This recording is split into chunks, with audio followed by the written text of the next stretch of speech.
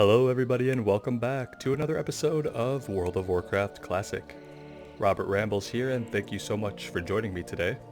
We are in the Night Run, or at least the spot that is marked as the Night Run on the map.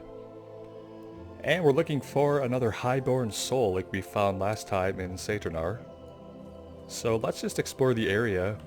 Right away I don't see, well, I see wolves. But no other mobs that are aggressive. So we'll look for any interesting landmarks or structures. And let our intuition and exploration guide us.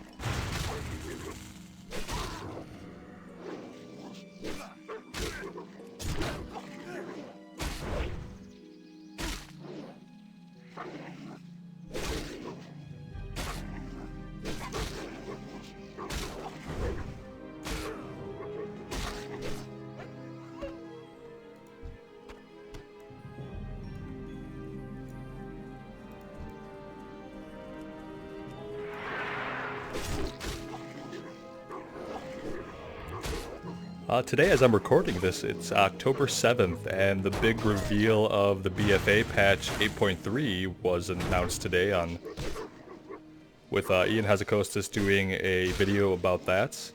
And I have to say, like, the old gods, that's lore that I'm, like, incredibly interested in.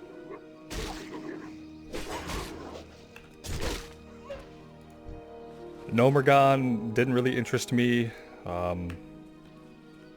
Azara's plotline I would like to know more about, but as far as the in-game stuff, like, what I'm really interested in is the old god lore. And so that could be something that I check out. I could see myself potentially checking out 8.3 when it goes live. Probably have anywhere from 4 to 6 weeks before that actually happens, I would think.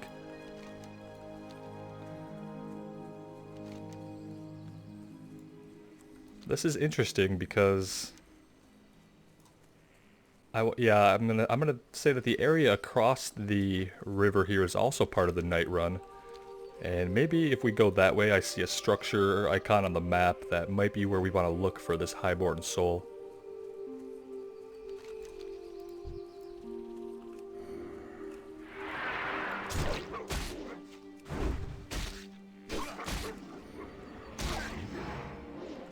My big hesitation about going back to BFA, well, one of them, and I'll mention it since we're in combat right now, is just I don't really care for that gameplay style where you run in and you could pull 15 monsters and just AoE them all down with a couple of abilities. That isn't really engaging for me. And it usually it just possesses no threat to the character if you're geared up sufficiently. You can do some crazy pulls and it's all frenetic and things are lighting up and you have activators lighting up around you or your weak auras or whatever you have going on, and it's like watching fireworks go off on your screen, but at the end of the day it's not exactly rewarding to kill anything. Even soloing elites is kind of old hat once you've geared up with some raid gear. Even if you're just talking like looking for raid gear, you could still go out in the world and solo everything. It's not like this experience we've had where we've found ourselves several times having to group up organically in an area just to accomplish our task. So I don't know. Like I said, from a lore perspective, it seems like I could really get into some of the things that are going on in BFA, but from a gameplay and mechanics perspective, and then I go back and I think about the Heart of Azeroth and how that thing is still around. And then we're grinding up for essences now, and I don't know. Against my better judgment, I did the AP grind for the artifact weapons. And then to learn that we had to do that all over again. That was initially pretty demoralizing about BFA, but yeah, I don't see a reward in that grind structure. It doesn't ever feel like meaningful work to my brain where I want to actually get on and grind that AP. It just doesn't, nothing about that is compelling to me.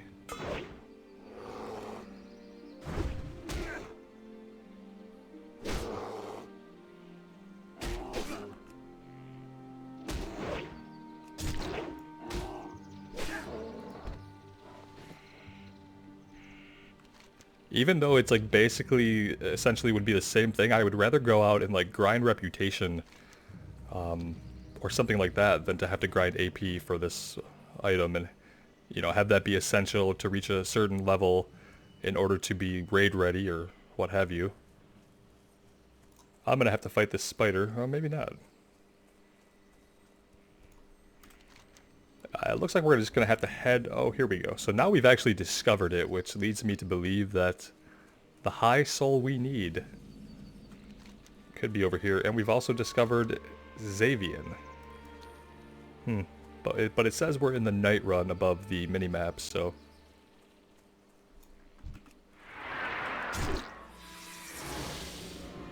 we'll remember the word Xavian in case later we have to go back here. We're not gonna pop our retaliation on this. We are gonna turn our V-bars back on.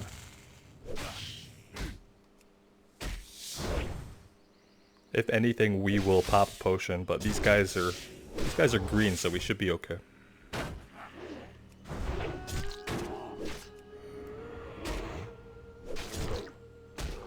I'm talking and I'm thinking too much, and I'm not doing enough mob avoidance or paying attention to where I'm going and what kind of bears are lurking in front of us.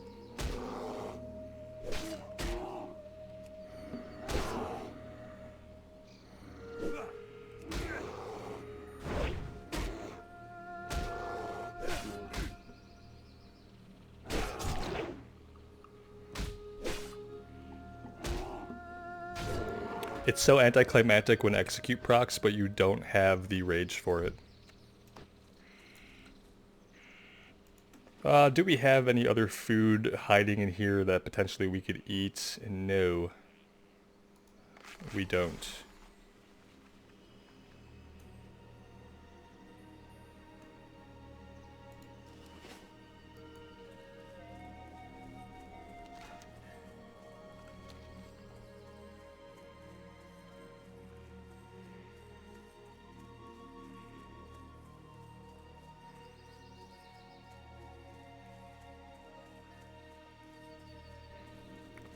I see some structures ahead, that's promising.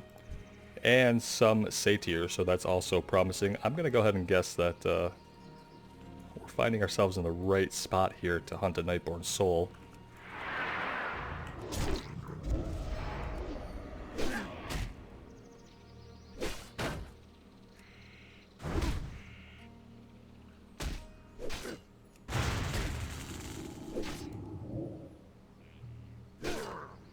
Curse of weakness.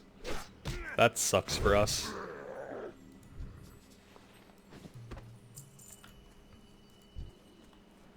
This guy is already in a party. Oh, this... okay. I wonder why I have their bars showing. There we go, that's better.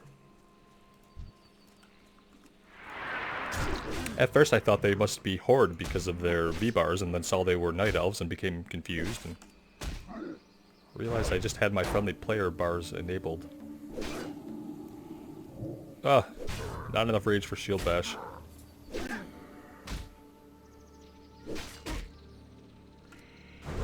These guys are at a little bit of an easier level. Oh, that was not what I wanted to do. We still got him before he pulled.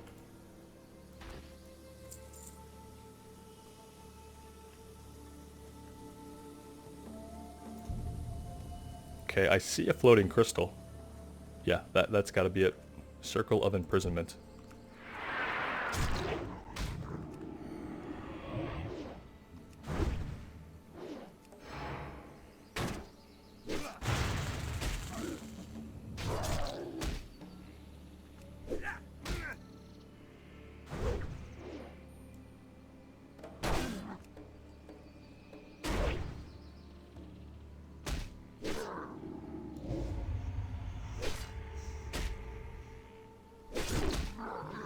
That's better. Ah, no! Go away, respawn. Okay, let's just grab this. Ah, oh, damn it, so close. That actually sucks for us. Because these guys are higher level than the ones we just killed, which is concerning.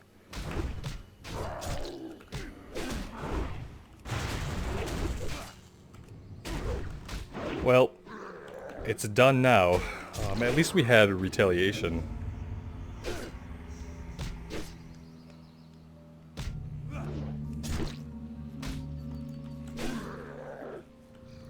Look at this.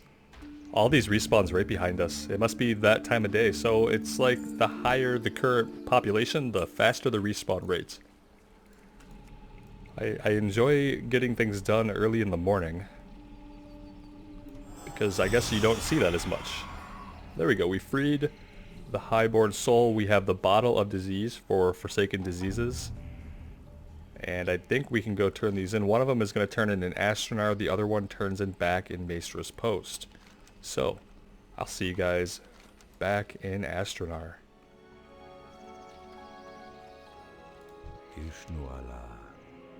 Did you face the Shade Thicket Oracle? If so, then please hand me the fallen moonstone. Relara has strength left for only a few more breaths. You have saved my daughter. I know the power of the moonstone will give back my daughter her strength. I can never repay you fully for the aid you have given me, but please take this. Other than Relara, it is my most dear possession. One of 3 items is his most dear possession. We will... Well, I mean, this has more armor on it. It has more stamina. It has less strength. We have 5... Since we have an enchant, we have 7 strength on what we have. I'm just going to keep the bracers we have, and we'll sell this chest piece. Go in peace. And that's it for him. So, after so long, we finally see the conclusion of this quest chain. Let's see if she actually, like, gets up. Oh, look at that.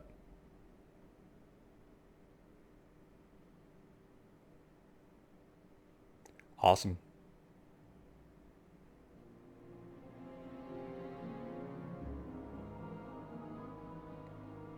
It's nice to see some conclusion to a quest chain. And the next one we have to turn in for the Tower of Atthalaxx is going to be up at Maestra's Post, actually.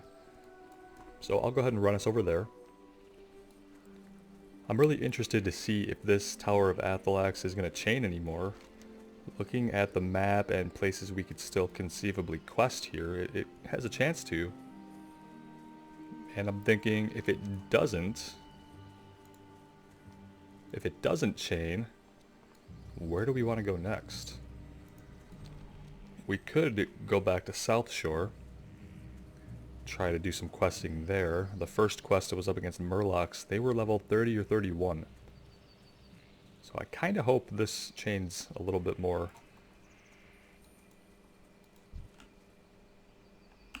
What can I do for you? Perhaps the satyrs have been allowed to persist in the forest for too long. I will speak with Alyssa about it when next I travel to Aberdeen. Nonetheless, with the soul gems destroyed, Athricus' power will be greatly diminished. We must seize this opportunity to eliminate him and his cult. Before confronting Athricus, it would probably be wise for you to consult with Balthul. I have no doubt he has been vigilant in his watch of the tower, and he may have information about recent developments. Speak with Balthul Shadowstrike near the Tower of Atthalaxx. Light bless you. Okay, we can definitely do that. Okay, yeah, the tower is up in Darkshore, so we'll fly up to Aberdeen. And then we'll do a short run and see where this goes. It's interesting that we're going all the way back to Darkshore just to talk to somebody. We know there's not going to be anything down there for us to fight. But that's where the guy is. So that's where we gotta go.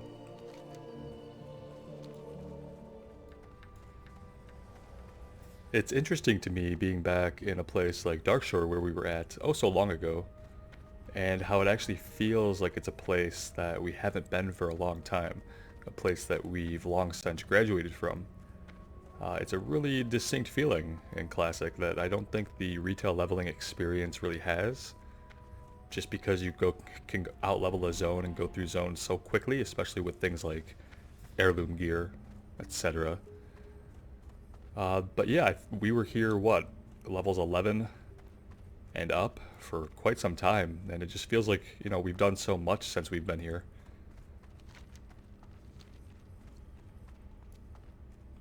And now we get to come back. And without level scaling, we are actually, you know, everything is gray, so we kind of have the run of the place.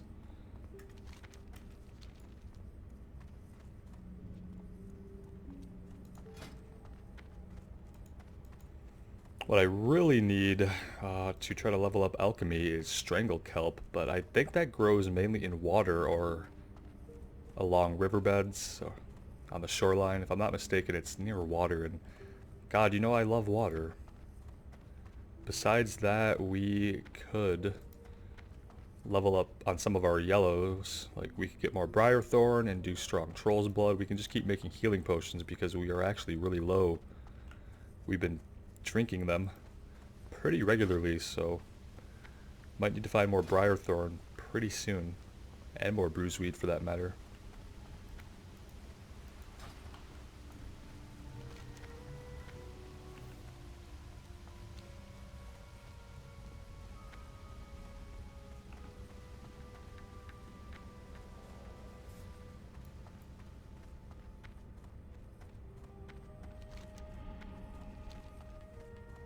Not sure if this guy is going to be on the exterior or interior.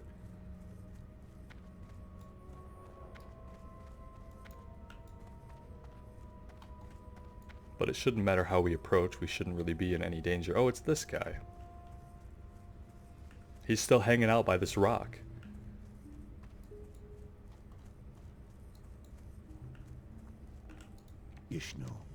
Ah, it's good to see you again. The strangest things have been happening around here. I'm glad you showed up. It was very strange. Everything seemed normal, well, as normal as things get around here, and then suddenly there was a blinding flash of light from the upper room of the tower. Then came the screams. The cries split the air, and lightning struck the ground from time to time. What's going on? I'm not sure, Belthul. I see. Well, if what you say is true, then now is the time to strike. I believe Athricus resides at the top of the tower. Be careful, though. He is surrounded by many powerful warlocks, much more deadly than the ones you faced before. Kill Athricus Narasan and bring his head to Bethul Shadowstrike. What level of quest will this be? Oh, we can do that now. We can do that right now. It doesn't say that it's an elite quest or a group quest, and it's yellow. The mobs outside here are level 16. Now, we accidentally wandered into this tower once when we were level 15 or 16, and it was bad news. So let's see now if the scales have turned. This stuff will aggro us if we get like really close, but we could probably just, oh well, we'll have to kill some gray mobs, I guess. Sorry. We tried to not murder you.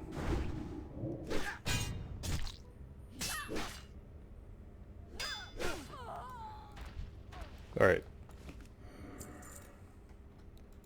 Alright, these guys are level 29 inside here, and that's why we got, like, obliterated the last time we stumbled in here with a group.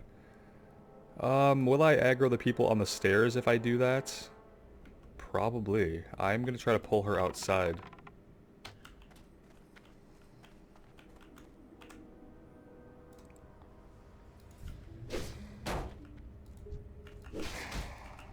Where is she going? Oh. Not ideal. This is not ideal.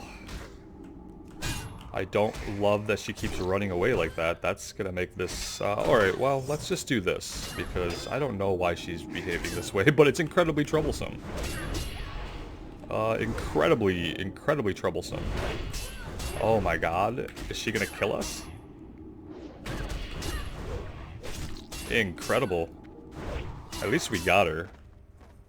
I mean, that's one down. That's pretty crazy, her behavior there. I've never seen a mob do that. I don't remember anything like that. So it makes sense because she has her Void Walker, but to have to keep chasing her like that through all these guys, I hope they all don't act that way. I really appreciate that we made what was what we thought was a solid plan. Hey, we'll pull the caster out. That makes sense. I just love how it totally backfired on us and we got crushed. Because that's as realistic as it gets. Sometimes you make what seems like the best of plans and you execute and things don't work out. And that was a prime example of that, is that mob has that interesting behavior. Let's get in here. Okay. Got some golden bark apples, so we should have enough food to last us. We were pretty low for a while. And let's see how we're going to deal with these other guys. I'm tempted just to charge in here. Oh, we're not going to be doing that.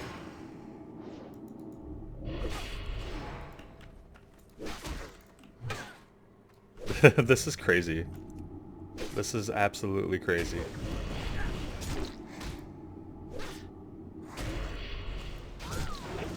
Like, I don't know. She's gonna run outside again. In the meantime, we're taking back hits from her Voidwalker. Oh man. Yeah, this is intense. Maybe we're not doing this without a group.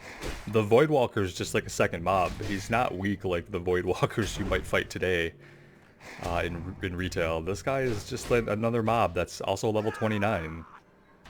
We're gonna need some help, I think. Well, if they're all warlocks and they all have Voidwalkers like that, I don't really know how we're gonna do this at this level right now. There's only 2 other people in the zone around our level, so there's not a lot of people here doing this quest. If I can't charge to get that initial rage, then I can't bash those shadow bolts, and then it's just a running, chasing, getting hit in the back clusterfuck after that. Pardon my language. Yeah. Like, here's the Voidwalker minion. Can we... No, we're already in combat. We can't do anything. We could run out here. Well, now we have just this guy. Why do we have just this Voidwalker?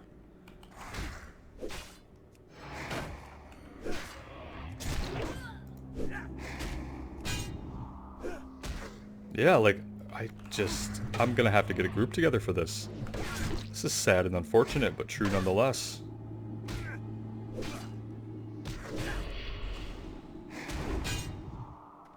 And there she goes. We're gonna aggro this other lady. Now she's back here again. And that's all fine and good, we just can't keep taking all these hits from the Voidwalker in the back like that. That's what's gonna just kill us every time. Between the Voidwalker hitting us in the back and the shadow damage nailing us, we really don't stand much of a chance.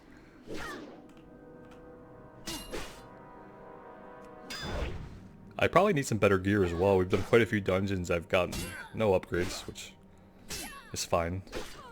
I don't have the gold to go on the auction house for anything right now because, you know, abilities are expensive. After the last round of ability upgrades, we're down to 2 gold. Oh look, we got respawns already. Isn't that just great? So if I can't kill them faster than they're respawning, I'm not sure what our play is here. Unless someone just happens to come along and help us out. I would have better luck going to find a group to kill more Ladim. And might have better luck with the Tide Hunters and Oracles back in South Shore, the Murlocs, than these guys, because at least they won't be doing obscene shadow damage and hitting me in the back. But let's try one more here and just see if we can make any traction whatsoever.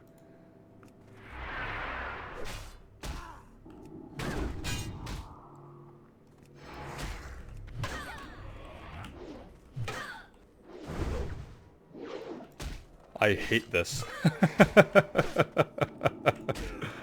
Oh, it's great. This is nuts. Could you imagine if every mob behaved like this? Can you imagine the outrage? Ah, okay, Voidwalker, it's me and you. At least he bleeds. It could be worse. He could be immune to, like, our only, over time, consistent damage.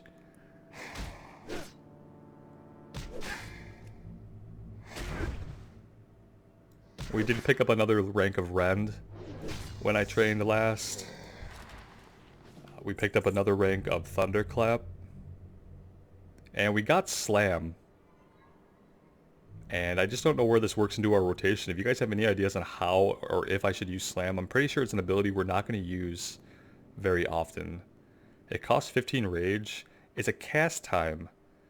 It slams them, causing weapon damage plus 32. I guess we try it and see how it compares to something like Heroic Strike, but I think Heroic Strike is just going to be our go-to.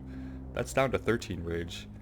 I guess I should be moving forward instead of talking, you know, because of respawns, but just to fill you guys in on where we're at with that, we can go this way. I feel like they're going to pull, like, if I don't let them path a little bit. Where are they going to path? Are they going to turn back? I would just like to be in a position. Can you imagine the running that's going to ensue up here? Like, how is she going to run? Is she going to fall off and go to the bottom? I'd like to ensure a charge on her.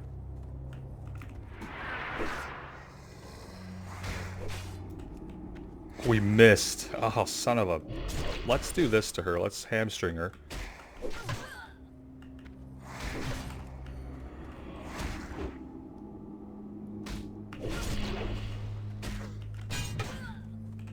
Not going well. Not going well. Mistime my slam.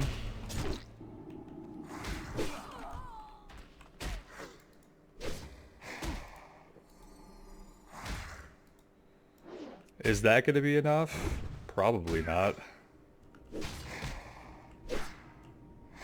We're getting no rage, and we're about to die. Yeah, I'm very much inclined to not be here right now. Because I can't conceive of it really getting any easier. But, hey, we didn't die. We'll press on until we die. And if we die again, I'm very much inclined to go do something else.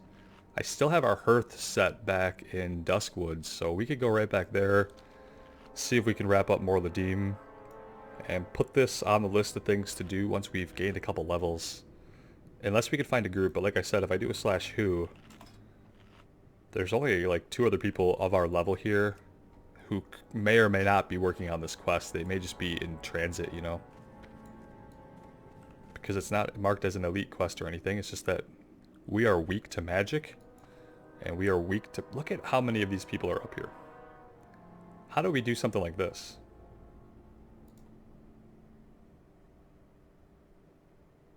I'm not even sure how we would do this if we out-leveled them a little bit. Because if I pull her down... Let's say that I can use line of sight and that we hide over here by the bookcases somewhere. And then I get her down to this level. Like, we're still going to pull the entire place. Oh, and we have respawns below. We don't have a line of sight for a shot. We're basically going to have to body pull this. I don't have a shot from here? Feel like I should. Well, we body pulled it. And we pulled 2, so that's death.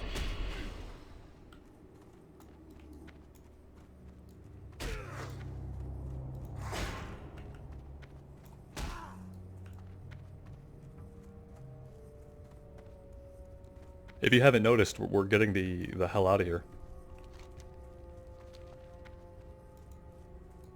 I think we gave it a pretty good shot with the tools we have right now, but I don't think it's going to happen.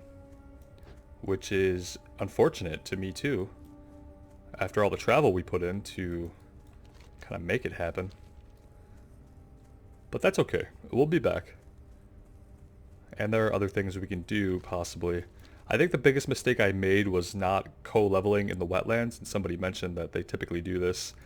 Got me thinking about it. I just, like, for some reason in the back of my mind, I always imagined that I would play a dwarf priest in the future, and I kind of wanted to leave the wetlands for that dwarf experience. So it was kind of foolish. I should have been doing wetlands and Duskwood at the same time. I thought we could do that with Southshore, but Southshore ended up being quite a bit of a higher level than Duskwood, so it didn't really work out for me. And that's kind of what happens, and I'm fine with that because I'm playing the game basically blind. If we were on Horde side, I'd be much more knowledgeable about where we should be questing and co-questing in different levels, but it's fine this way. It's just going to be a little bit tougher on us. Unless I wanted to double back now and try to grab some quests in the wetlands, but honestly, the starting quests there are probably going to be gray. So there's that. Well, I hopped over to Menethil Harbor and was able to find some quests that are green. So we have a couple of quests that are green, and we grabbed a quest that is yellow. I think we're going to quest here a little bit. I don't think we have much of a choice, except for completing some things that are a little bit out level for us. And if we complete those, you know, before we're at level for them, it's not going to get us very far. So we're going to have to grind our teeth on some green quest, and we can do that here in the wetlands. We may also have some things in Stone Talon we can go pick up. I do have the flight point for the Alliance town there, but I think starting with these 3 quests would be good. We're going to do that next time. I think I'm going to wrap this one up by reading this book I found in Menethil Keep called Charge of the Dragonflight. Satisfied that the small world had been ordered and that their work was done, the Titans prepared to leave Azeroth. However, before they departed, they charged the greatest species of the world with the task of watching over Kalimdor, lest any force should threaten its perfect tranquility. In that age, there were many dragonflights. Yet there were 5 flights that held dominion over their brethren. It was these 5 flights that the Titans chose to shepherd the budding world. The greatest members of the Pantheon imbued a portion of their power upon each of the flight's leaders.